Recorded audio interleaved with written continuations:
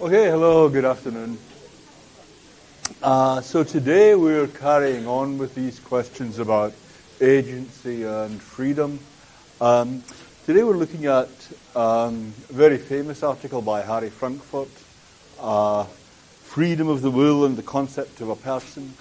There are just hundreds of articles following in the wake of this basic one. And basically what I want to do today is just make the article easy to read. By our standards, it's relatively long, and it's a little bit technical. I mean, like many of the things you look at in this course, it's an article, when you look at it the first time, it seems, actually, and even the second time, it seems somewhat daunting. But all I want to do today is to make the basic idea clear, and we'll carry on discussing it on Wednesday. Then, okay, follow me very closely here. Then, let's see if I can get this in. Friday, I'm away, so there is no class on Friday. On Monday, we'll have a class, and then we'll do more on freedom of the will. On Wednesday, on Thursday, it's Thanksgiving, and my previous experience has been I always schedule a class for that day before Thanksgiving, and it's always a mistake. So can I just ask, is anybody keen that we should have a lecture on the Wednesday? Okay.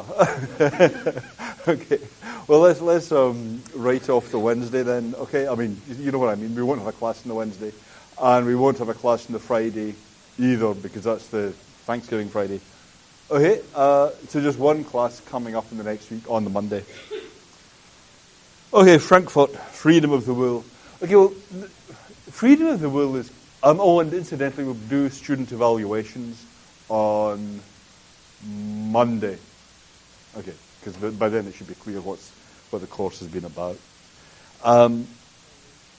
Okay, freedom of the will. Freedom of the will, I've used that phrase a lot, freedom, but it really is kind of a puzzling notion.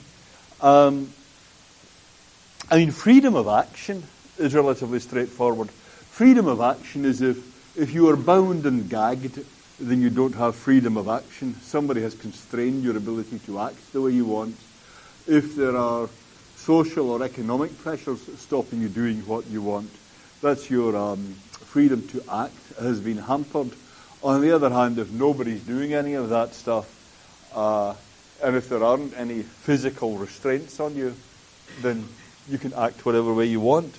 But what about the will? What does freedom of the will mean when it's not just freedom of action? Well, Frankfurt says this is something to do with your wants. Actually, does anyone have a quick definition of freedom of will? Yep.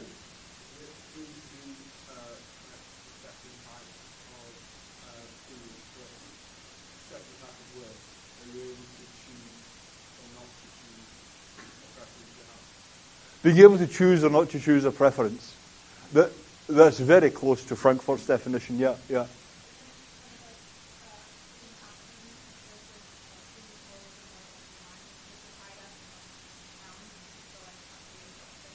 Yeah, you can think whatever you like, yeah.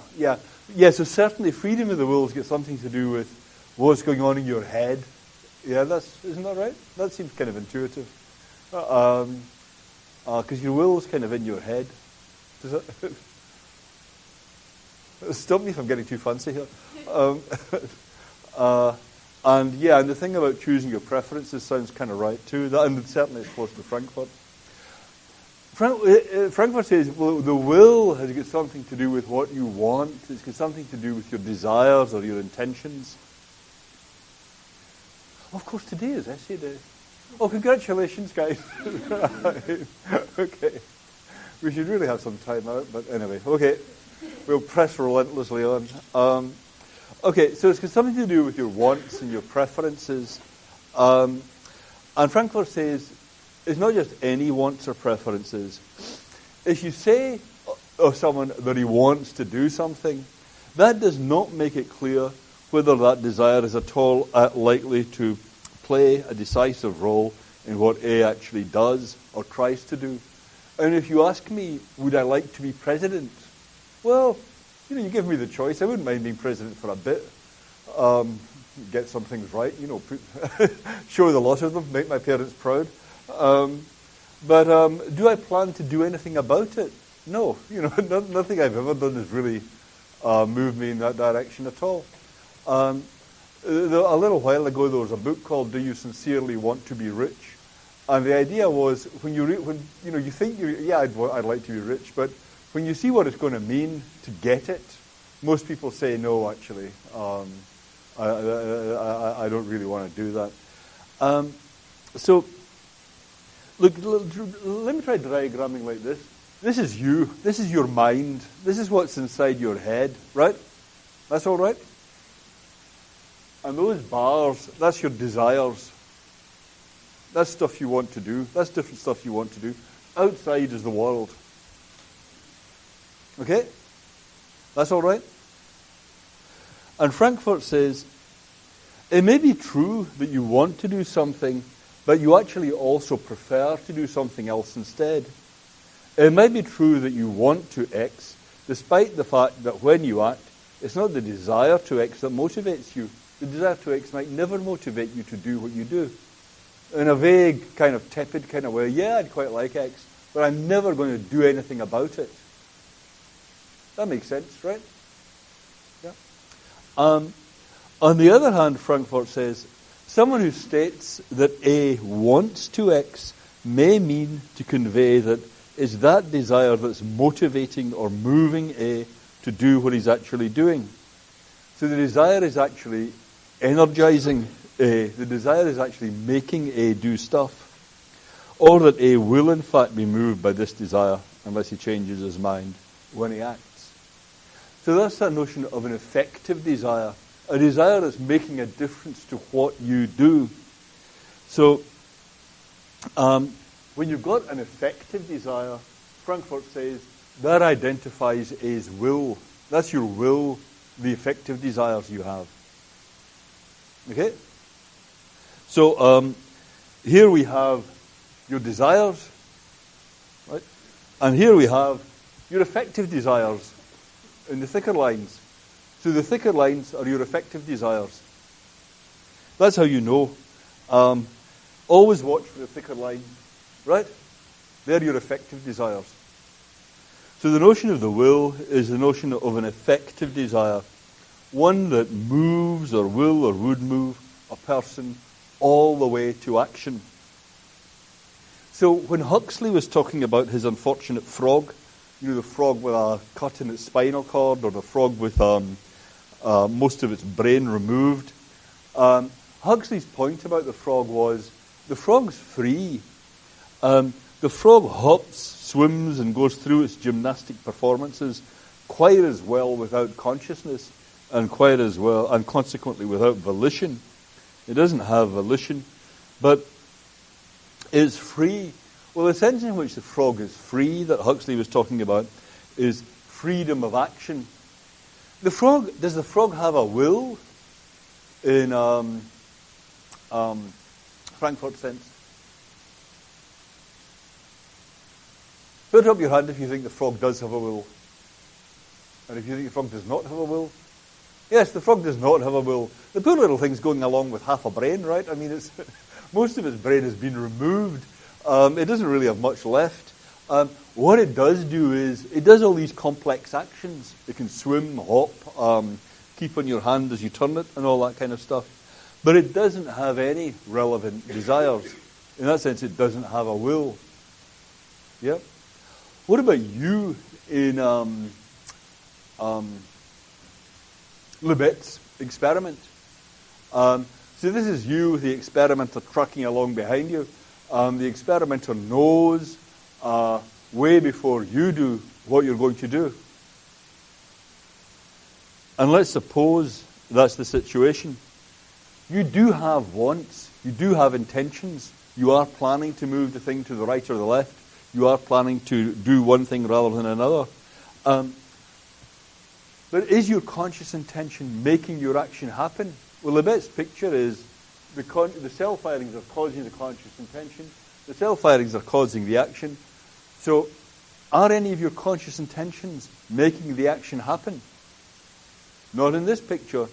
So none of your intentions are actually causing the action. So none of your intentions are effective. You still don't have a will. You now have lots of desires and so on, but they're not effective. That's you there. Yeah, so to have a will, you've got to have effective desires, desires that make things happen. And what I was saying last time, at the end of last time, where we got to last time is, you could say, well, the bits are carving this up wrong. The cell firings that cause the action, that's the same thing as your intention. So those intentions are causing the action. The knowledge of the intention is the thing that comes later. That's what you report. But the knowledge of the intention doesn't cause the action. That's fine. So if where we got to last time was right, then you don't just have desires, you have effective desires. Okay, so we finally got last time to the idea that you have effective desires. And then freedom of the will is when you can choose what your effective desires are going to be.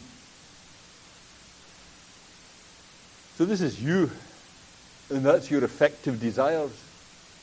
And to have a free will is to be able to choose what effective desires you're going to have.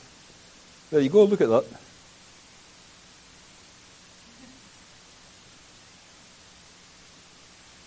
See, it's good, isn't it? That's having a free will. Being able to choose your effective desires. Yes?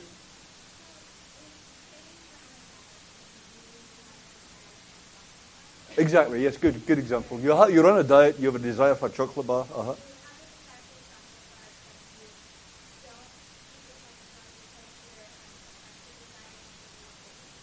Because your effective desire is to lose weight. Uh-huh.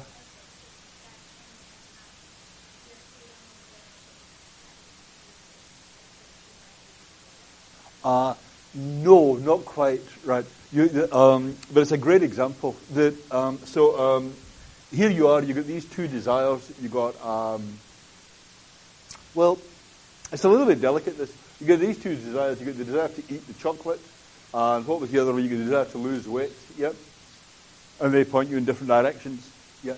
So one picture is I've just got these two desires. And let's suppose that the desire to lose weight is pretty strong. That's 0.7. The desire to eat the chocolate is only 0.5. So there's kind of a fight there. They just struggle it out. And then which one wins? Well, it's just which one is stronger. Yeah, that doesn't involve freedom of will. Even if I reason it out, if I've got a whole stack of these desires, even if I reason it out, which path will get me what I want most, that's still not freedom of will. That's just having the desires and doing the thing. Freedom of will is if I can choose not to have the desire to eat the chocolate as an effective desire. Yeah. And that's what you say in that situation. If only, well, that's what I'd say in that situation. If only I didn't want chocolate so much. And you might try and train yourself not to want the chocolate. You see what I mean? Yeah. Yeah. Not to go into contexts that arouse your desire for chocolate. Try and train your desires. Yeah, sorry. Impossible. That's not. That wasn't going to be today's bombshell. Well, why would it be impossible? You can't.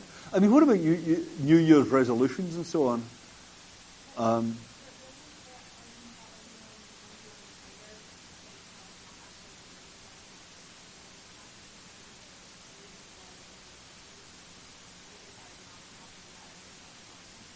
Isn't that impossible?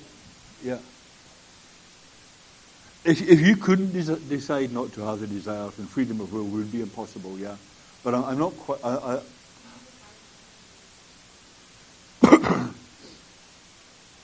Can't you? Do I just have an unusually strong will? Yeah?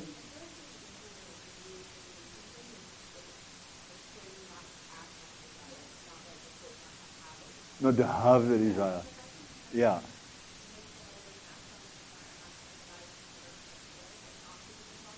Right. Yeah. Well, sometimes it seems to me, just if I think about my own autobiography, sometimes you can and sometimes you can't. Sometimes what you might do is look at this. I mean, look at this too. See, what what's happening there is you get the same desires. I mean, see this one here is a new one, right? But part of what's going on here is just some of your desires are getting shifted from being effective to being not effective. Yeah? They're moving into the realms of, well, I wouldn't mind being president.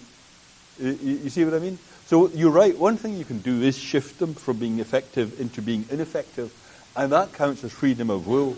That's an exercise of freedom of will when you count it like that. But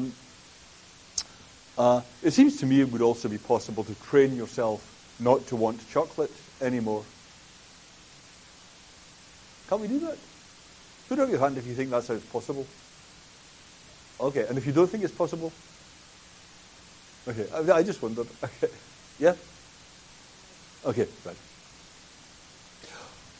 Okay, so that's freedom of will. There we are, okay. Okay? Actually, that's it, really. That's that's it. It took ages to get that, but that's the basic idea of Frankfurt's paper. That he has this contrast between a regular person and a wanton. And so let's just look at that concept of wanton. Suppose you've got someone who works with drug addicts, and he's very alive, let's suppose, to the dangers of the drug. But he thinks, I just don't get it, why people crave the drug so much. I just don't understand really what that's like. And he thinks, well, I wouldn't mind feeling the craving. You could do that, right? That makes sense. I want to know what the craving is like. He doesn't want the craving to be effective.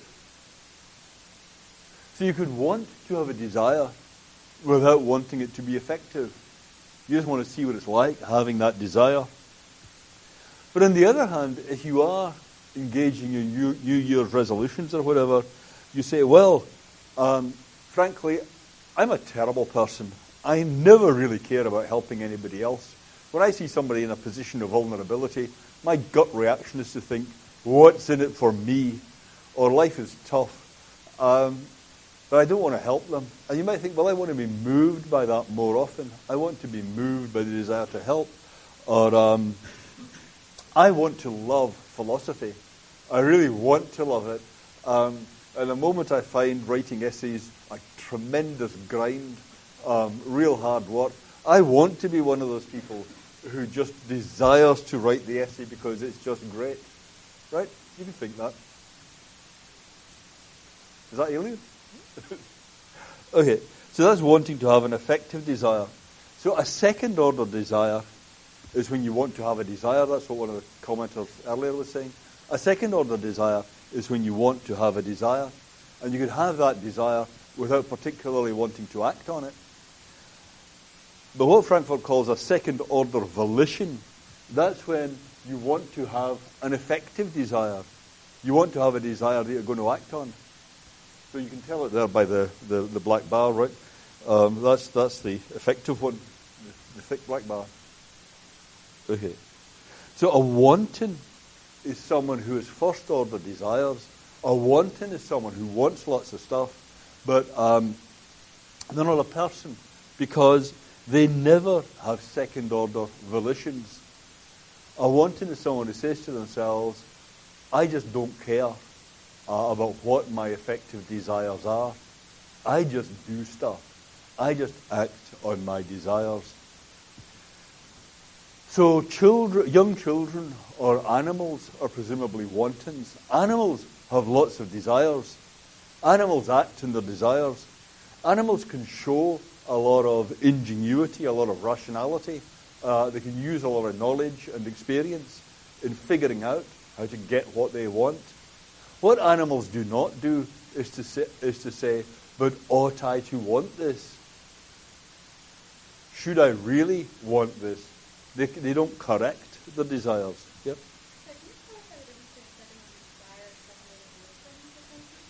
Yeah, it's in the black bar there.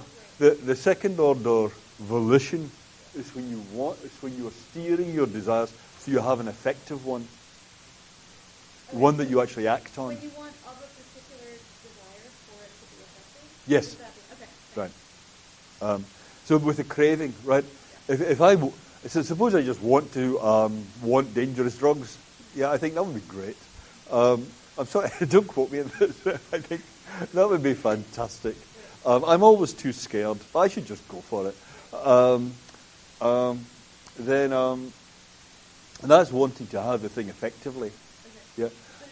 That contrast the therapist who just wants to feel the craving. Great. So I guess I was wondering whether it's a breakdown of the way. Like, is it to have a second order volition, you actually train on a particular desire and say, that's the one that I want to be effective? Or you could say to somebody who's kind of not motivated by anything and just kind of at a loss and say, God, I wish I had a purpose. And I wish I had I wish I had a purpose. Yeah. Yeah. Would that also be a second order volition for you, or would that be something totally different? I think they would both be second order volitions. It's a great question, though. I mean, if I just want mere relief from, what's the word I want? Callousness. If I just want mere relief from callousness, yes, so I do actually want to help people. And that might not be that there's any particular person I want to have the desire to help. Yeah, but that would still count as a second order volition in Frankfurt's sense. Or if it's not that there's any particular dangerous drug I want to desire to take, it's that I just want relief from my current drug-free desires. Yeah, then that would still be a second order volition. Yeah, yeah. Okay. So wanton is someone who has first order desires like an animal, but they're not a person, because even if they do want to want things, they don't have volitions in that sense, second order volitions. So that's what makes humans different to other animals. That's a key difference, he's saying. So far as we know, no other animal has these second order volitions. No other animal makes its New Year's resolutions. No other animal can do this. What distinguishes a rational wanton? Animals can display lots of rationality. They have lots of desires. But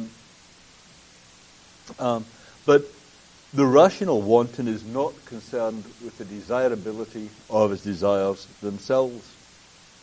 The rational wanton ignores the question, what ought my will to be? They're not trying to steer their will, to take charge of their will. Not only does the wanton pursue whatever course of action he's most strongly inclined to pursue, he doesn't care which of his inclinations is the strongest. So, going back to that example of wanting to eat chocolate and wanting to lose weight, the wanton just finds out by seeing what happens which desire is strongest. Which do I do? Do I eat the chocolate or not? Then my desire just fights it out. The wanton is not asking, which desire do I want to be the effective one? They're just doing it. So if you have two drug addicts, I mean, here we have two nicotine fiends. One of the addicts, this is the guy on the right, hates his addiction. You can see there's a kind of struggle going on. And he always struggles desperately, although to no avail, against its thrust. He gets in with the bad company, the nicotine pipes come out, and off he goes. The other addict is a wanton. This, as you can see, is the guy on the left. Should I put the lights out? You can see the guy on the left is a wanton. Look at that. What a bad lot. Joking away there. His actions reflect his first order desires without his being concerned whether the desires that move him to act are desires by which he wants to be moved to act. Okay, so that's a wanton versus the guy on the left is trying to have different desires than the one he actually does. Yep.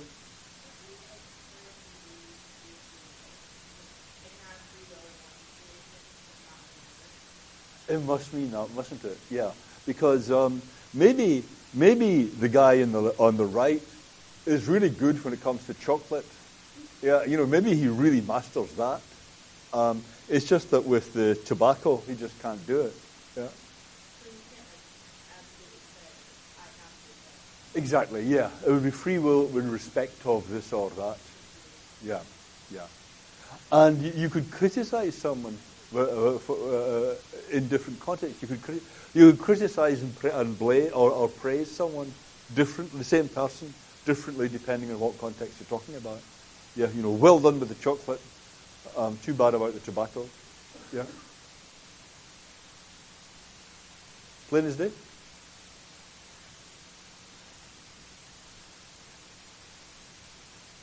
Okay.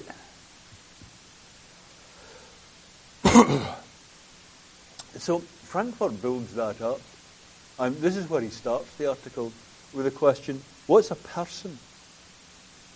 And the way we talk about people is often just a person, something that's got both physical and psychological characteristics. That might be where you start, but that's not strong enough. Animals aren't people, or at any rate, most animals aren't people. Badgers have psychological lives, bats have psychological lives, but they're not people. So what separates humans, who are people, from other animals? Anyone? We did something like 3 weeks, and many of you will have written essays about the identity of persons.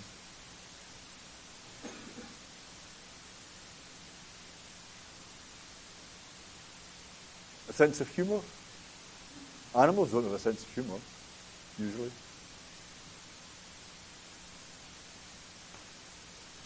Locke said, a person is a thinking, intelligent being that has reason and reflection and can consider itself as itself, the same thinking thing in different times and places.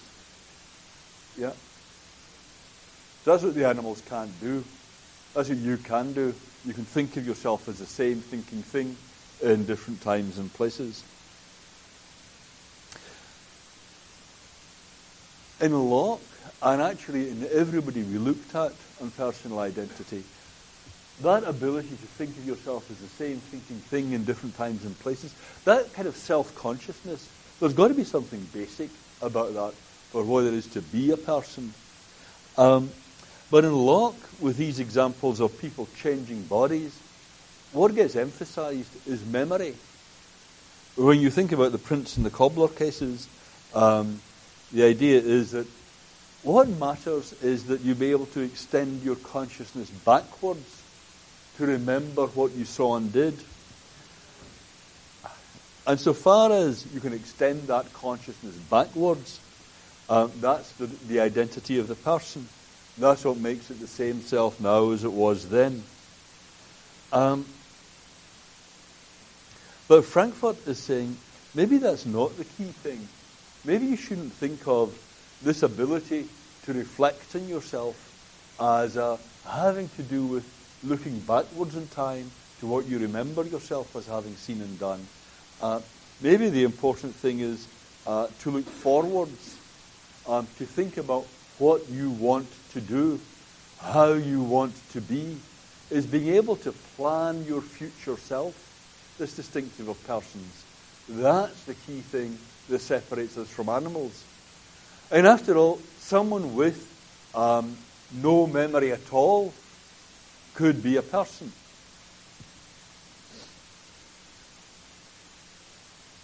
Frankfurt says, the essential difference between persons and other creatures is to be found in the structure of the will, is having these second-order volitions that I regard as being essential to being a person, is being able to do this kind of thing, to steer your affective desires that separates us from the animals.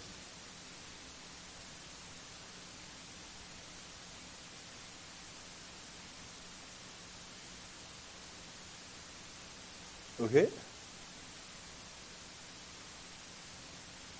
On that note, I think I've actually reached the end of what I planned to say today. But it's maybe not a bad thing to pack up early on an exam day. Oh, no, I mean an essay day. Shall we pick it up there? Okay, let's take this up on Wednesday.